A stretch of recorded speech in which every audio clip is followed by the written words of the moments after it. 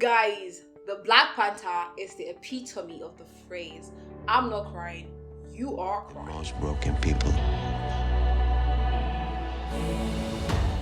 This is Movie O'Clock. My name is Esther Elohor. If you are new here, be my guest. If you are a film fan, film lover, you know what it is. Smash the subscribe button, jingle the notification bell so you get notified in real time. Shout out to Timilayo, one of my film fans. Thank you for sticking around. Black Panther, let's get right into it. Queen Ramonda, Shuri, Mbaku, Okoye, and Dora Milaje fight to protect their nation from intervening world powers in the wake of King T'Challa's death. As the Wakandans strive to embrace their next chapter, the heroes must band together with Nakia and Everest Rose to forge a new path for their beloved kingdom. Ladies and gentlemen, boys and girls, Black Panther, Wakanda forever. That's what's up. Alright now, so great movie. The Black Panther was a roller coaster of emotions. 20 minutes into the movie, I was already in tears. I'm a crybaby. However, you cannot just help but cry because it's just packed with a lot of emotions. It's not just all tears. There are times where you laugh and you feel like, oh, is this comedy? Right? So yes, I felt like the first two scenes, not the prologue, the first two scenes, I felt that Marvel Studios did not include that scene just because it's a film. I feel like that entire scene was dedicated to Chadwick Boseman. The scene was supposed to be celebrating the king's, it's like a ritual burial or so for the King T'Challa. So it was as if the spirit of Chadwick Boseman was right there. It was a feeling for me. It was a feeling of joy and tears, right? Because I was so sad because I felt like, okay, truly, he's actually gone. I don't know, there was just this. I just felt at that point. I just felt that empty seat. Like, bro, he's actually gone. And I didn't know when I started crying. I was literally crying because I'm an upcoming actor, yeah. And trust me, I've envisioned myself in movies like Black Panther. See, if I was asked to scrape my hair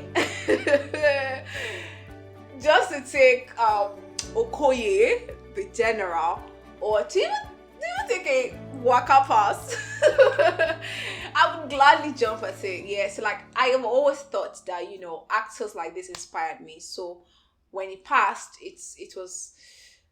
Let's come back to the story. So yes, that was the feeling of sadness for me, and then the feeling of joy was when I love the fact that their costume was all white, so it wasn't like we're mourning a king. It was like we are celebrating life of a great king. So yeah, that was it for me, and I love the plot.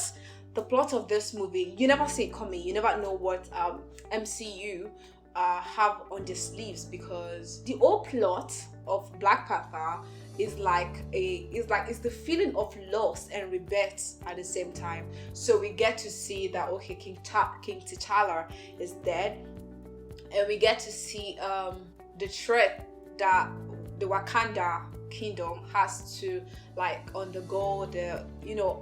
Before now, we know Black Panther won.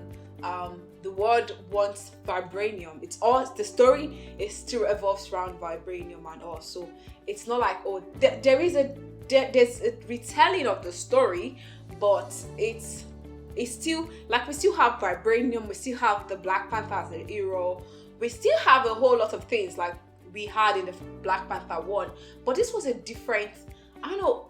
I wouldn't say it's a touch. It's I feel like the director, and he also co-wrote this movie, Ryan Coogler, is this guy's a genius, because the plots now, so we get to see a different kingdom that seem almost as powerful, even more powerful than Wakanda, and then we get to see the transformation of Shuri, the princess, this tech genius, and having to take up the new role, Black Panther. Let's talk about the performance. Yeah, so Queen Ramonda, played by Angela Bassett, yeah, she she never misses when she shoots, because there were times where we saw Queen Ramonda, Shuri the princess, Lupita Nyong'o, and a whole other people give us this weirdest grief on their faces, and it was really hard for me or for us to actually tell if this is an actual grief or these guys are still acting. Like, we don't know, like, are you guys still acting or this is an actual grief?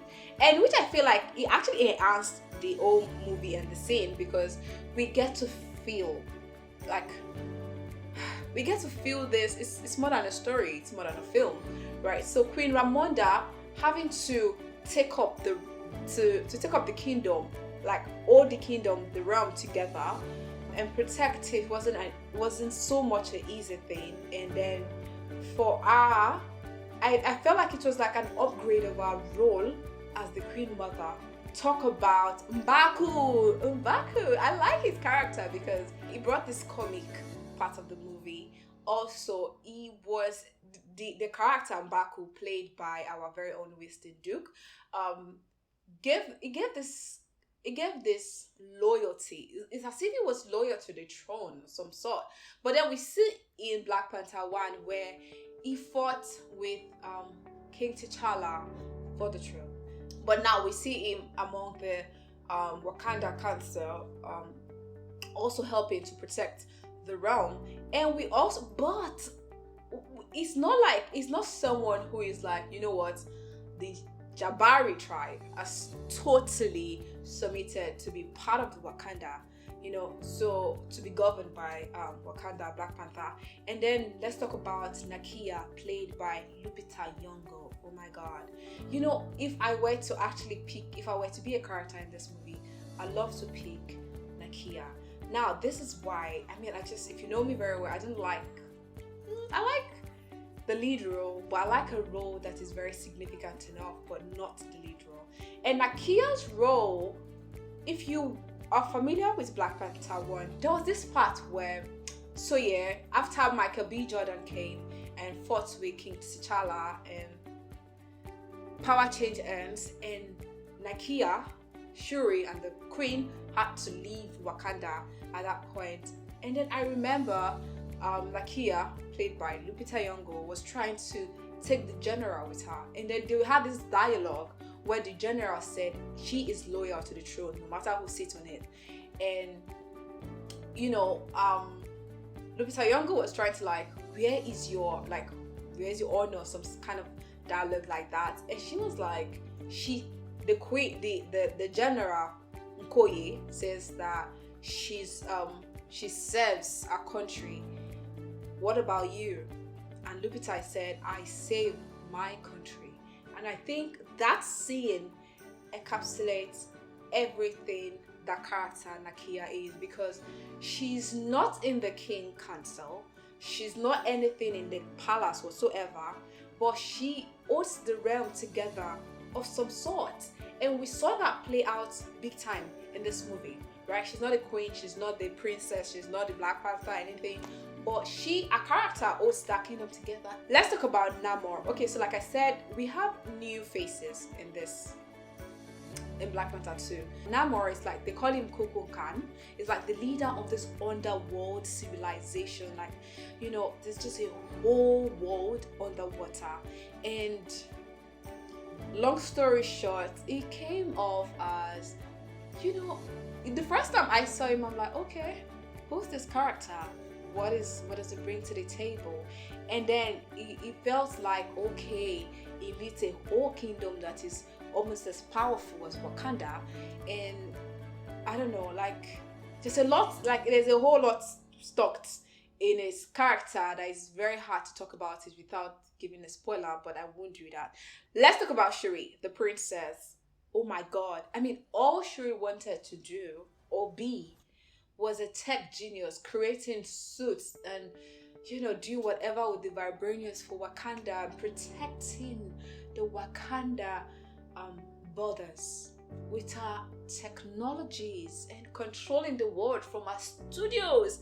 For Black Panther 2, we get to see not a different Shuri, But you get to that point where you get to evolve. You get that point in life where you get to evolve. Like, the circumstances around you require you to evolve immediately. We get to see a rebirth of Shuri, the Black Panther, played by Letitia Wright. My favorite girl. Now she has to be there for her mother. She has to be there for the kingdom. And she has to be there for, like the techness in her. And yes, I love the fact that the technology of Wakanda has literally expanded. So we have I think some visual center, something visual center. We got to see that, okay, the technology has expanded, like, so it's not just what we knew in Black Panther 1. And yes, talking about Shuri played the Black Panther, right? More than halfway into the movie, that was when the Black Panther was introduced to us. And I love the fact that the Black Panther was introduced because it was necessary at that point. Now we need a Black Panther, right? So it wasn't the usual Shuri. We get to see her, better self. And I think being the Black Panther is not what she wanted, right? She just wanted to be the tech genius. But like I said, the necessity, they say necessity is the mother of invention. So she just had to like evolve. And I love, my favorite scene in this movie was when she had to reinforce that she's the Black Panther. And this is it. It's no spoiler, I promise. So yeah, there was the point where the Black Panther, the Wakandans now going up against the Talukans, and she needed to. Everybody knows her as the princess, yeah. But there's a rebirth. There's already a transformation. There's like, we have a new Black Panther, but it felt like it's not just the character in the movie. It's also, I think it's also the same thing with we the audience watching. It has not really gotten into our brain that we already have a new Black Panther.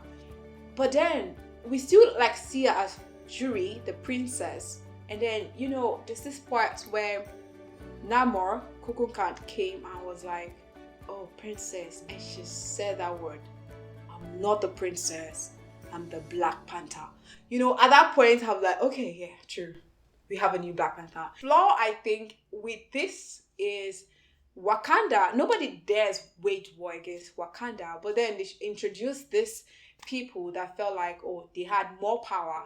That I felt like they painted them too powerful. Felt like they were more powerful than the Wakandans, and it felt like our technology wasn't even doing so much. Did I just say our technology? Guys, I'm Wakandan from now. Okay, so yeah, Black Panther is not even the movie I'm going to start like giving a star rating to. On a scale of 1 to 10, this movie broke my scale. It outweighs my scale, so I might as well just go and fix my scale and leave you to go watch the movie. If you've seen the video to this point, kindly like and drop a comment. Let me know your take about the movie. Have you seen it? When are you going to see it? Share your thoughts in the comment section. Also, please like the video. Every time you like the video, it encourages me to do more. So please like the video and also subscribe if you have not. It's always fun hanging out with you guys. This is Movie O'Clock. My name is Esther Elohor. See you guys in the next video.